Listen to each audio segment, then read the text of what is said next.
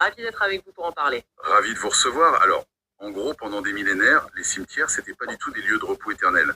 C'était plutôt les premières cuisines communautaires de l'humanité. Exactement. Et l'idée même d'une tombe paisible, en fait, ce serait une invention technologique assez récente pour empêcher les vivants de dévorer leurs morts. C'est une entrée en matière qui frappe fort. Imaginez un monde où des funérailles, c'est pas des adieux, mais un véritable processus de recyclage communautaire, quoi. C'est très abrupt, mais pour comprendre les textes fondateurs de notre civilisation, faut parfois accepter de regarder en face la brutalité matérielle de nos origines. Et c'est la mission de notre plongée au cœur des sources d'aujourd'hui. On se base sur un texte fascinant de Safa Kasmaz qui s'intitule La mort de Moïse. Tout à fait. C'est une analyse qui croise pas mal de domaines, hein. L'anthropologie pure, la théologie et surtout la sociogonie. La sociogonie, c'est-à-dire l'étude de la façon dont les sociétés se forment, c'est bien ça? C'est ça, comment elles se structurent. Et le but ici, c'est de comprendre comment on est passé d'un cadavre perçu comme une ressource exploitable à l'ère de la loi abstraite. Bon, décortiquons un peu ça.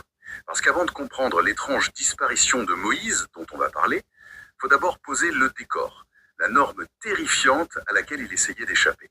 Ce fameux trou noir de 50 000 ans.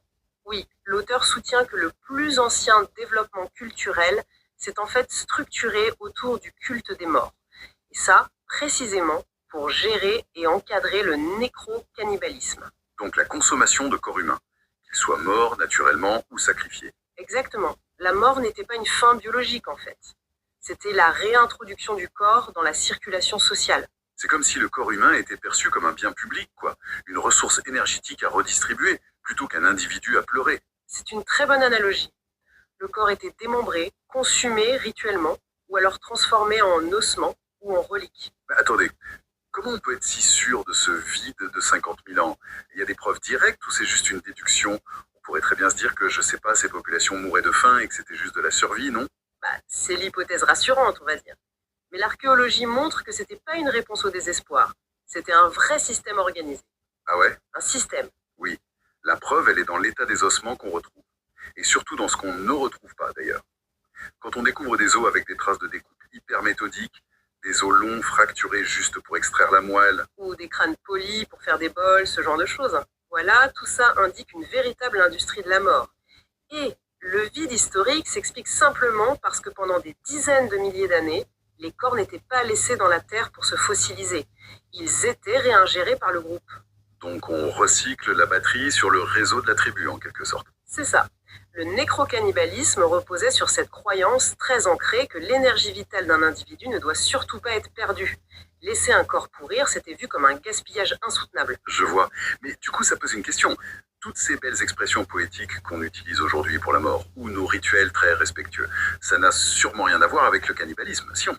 Eh bien, c'est tout le contraire en fait. Sérieusement? Oui. Ces rituels sont nés de la nécessité de masquer ou de bloquer cette réalité.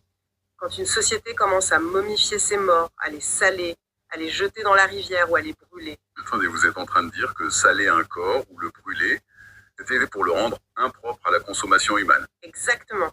C'était l'objectif premier, purement matériel. On empoisonne la ressource d'une certaine manière pour forcer la communauté à arrêter de la manger. Waouh. C'est une méthode de dissuasion radicale. Très radicale. Et ça s'applique aussi au langage. Dire qu'une personne est dans un sommeil éternel ou qu'elle a rejoint la lumière, c'est une stratégie de distanciation. Parce qu'on ne mange pas quelqu'un qui dort. Voilà. Si on nomme la mort de façon biologique, on rappelle la viande. Si on dit qu'elle dort, on la rend intouchable. D'ailleurs, les tout premiers dieux vénérés étaient souvent à la base des humains sacrifiés et mangés. C'est complètement fou. On passe d'un culte de la chair à un culte de l'esprit juste pour protéger les cadavres restants. C'est le grand basculement, oui. Mais ça a eu des conséquences inattendues.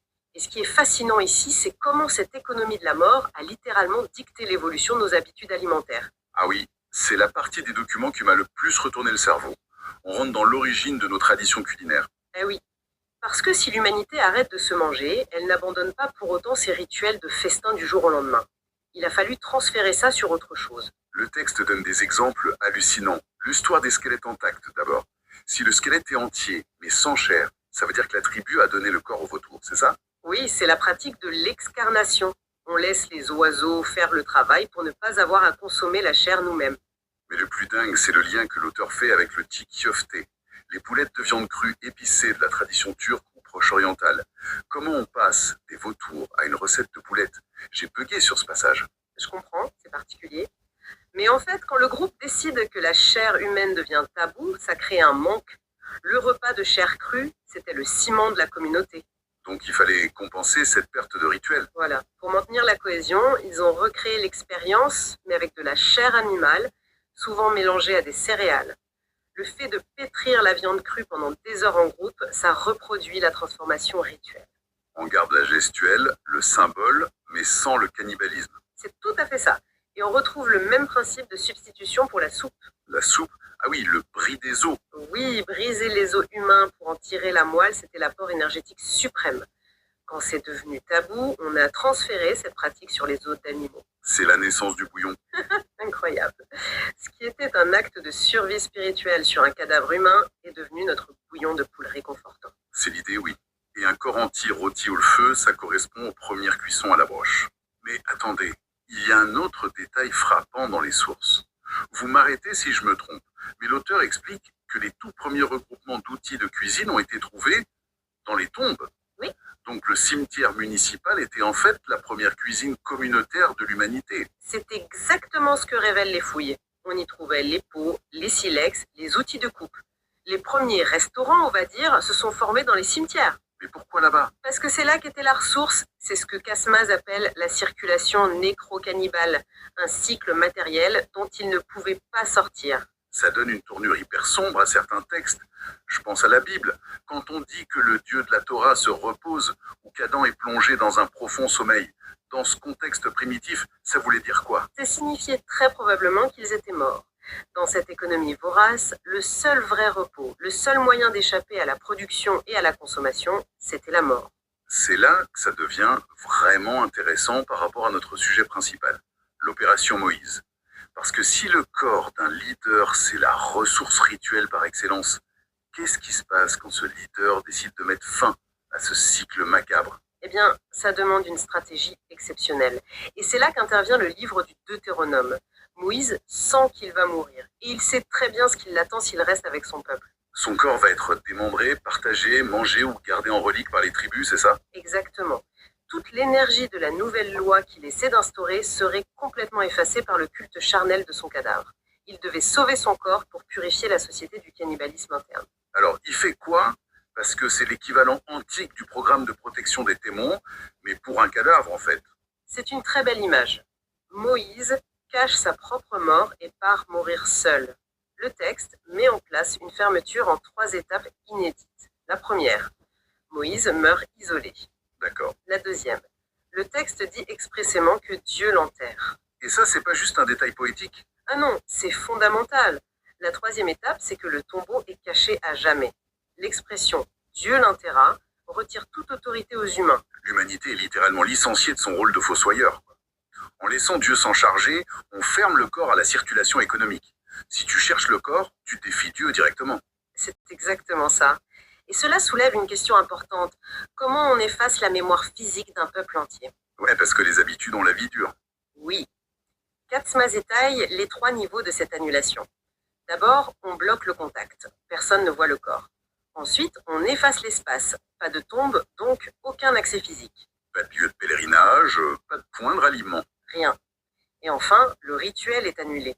Les hommes n'ayant rien fait, ils ne peuvent s'approprier aucune énergie. Le corps devient un objet totalement fermé à la circulation. Mais alors, qu'est-ce que tout cela signifie au fond? Parce qu'en faisant disparaître le corps et la tombe, c'est toute la structure du pouvoir qui s'effondre. C'est là qu'opère la réinvention.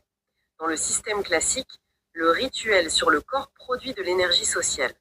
Sans corps et sans tombe, Moïse passe d'un statut biologique à une figure de contrat. Une parole fondatrice inaccessible. Exactement. Le corps disparaît, il ne reste que l'ordre et la loi. C'est brillant. Donc la mort de Moïse, c'est pas du tout la fin triste d'un vieil homme perdu dans le désert avant la terre promise. C'est une opération de piratage du système idéal. C'est le moment exact où la société remplace l'idolâtrie physique par une loi abstraite. Si on relie cela à une perspective plus large, c'est ce que l'auteur appelle une opération de retrait du système. Moïse est sauvé du démembrement. Et la loi devient fixe, intouchable, précisément parce que le corps physique, lui, n'est plus là. On remplace la digestion de la viande par l'assimilation d'un texte. C'est vraiment fascinant. Bon, il est temps de faire une petite synthèse pour ceux qui nous écoutent, pour consolider tout ça. Oui, parce qu'on a couvert beaucoup de terrain. En gros, l'histoire humaine repose sur une véritable économie du corps issue du nécro-cannibalisme. Ça a façonné nos rituels funéraires, de protection, nos euphémismes et même nos anciennes méthodes de cuisson comme les bouillons ou le tchikofté. C'est ça. Et le récit de Moïse dans la Torah, ce tombeau caché, c'est pas juste un mystère géographique. C'est une manœuvre sociogonique brillante pour déconnecter la société de la consommation littérale de ses livres. On remplace la chair par un texte éternel. Franchement, ça change totalement la façon de lire les textes anciens ou même d'assister à des funérailles modernes. La prochaine fois que j'entendrai qu'il repose en paix, je me dirai que c'est l'écho lointain d'une époque où les morts étaient tout sauf laissés tranquilles. C'est très vrai. Le repos éternel était une question de survie sociale. Absolument. Et pour terminer, ça me fait penser à un truc, une réflexion que je voudrais laisser en suspens pour notre audience. On a vu que la société antique avait ce besoin obsessionnel de consommer physiquement ces figures d'autorité pour capter leur énergie. Mhm. Moïse a coupé ce circuit avec une loi abstraite. Mais aujourd'hui, avec notre société moderne, quand on regarde notre besoin maladif de disséquer la vie privée, l'image, le moindre secret de nos célébrités et figures publiques après leur mort, Ah, je vois où vous voulez en venir. est-ce qu'on n'est pas en train d'essayer, secrètement, de réactiver cette vieille économie de consommation du corps humain? Que reste-t-il du cannibalisme rituel à l'ère de la mémoire numérique? On ne mange plus la chair, mais on dévore les données. C'est une excellente question. La forme change, mais l'appétit reste peut-être le même.